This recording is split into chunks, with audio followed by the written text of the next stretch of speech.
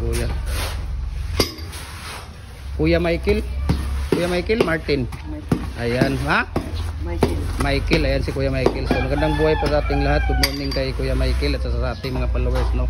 Ito si Kuya Michael, tatanungin lang natin saglit kung anong ayan, nahulog yung ano na. Ilang karatilya na buhangin mo dito, Kuya? 5. Ilang sakong simento? Ilang piraso ang palabas mo? 150. Tapos yung ano mo, molasses mo? 2 salmon? Ayan. Tapos yung tubig mo? 2 timba? Ayan, 2 timba ang palabas. Tapos ilang piraso ang palabas mo? 140 po. Ayan. Dahil ang ano ni Kuya Michael ay malaki yung ano niya, karatilyan niya.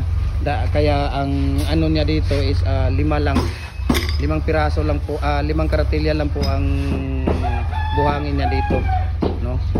Dahil sa karatilya na ay malaki. Ayan. So kita mo yung katawan ni Kuya Michael, lalaki ng katawan. Ayan, no? Ayan, so yun yung pa ano natin kay Kuya Michael sa ano niya. So ulitin po natin, idol, ang ano ni Kuya dito is 5 karatilya na buhangin, 1 sako na simento, 140 pieces ang palabas po niya, 2 salmon na molasses at saka 2 timba na tubig ang halo niya dito. 140 pieces po ang palabas niya sa number 4 po na hollow block. Ayan, so ilang taon ka na dito nag-hollow block, Kuya? Ha?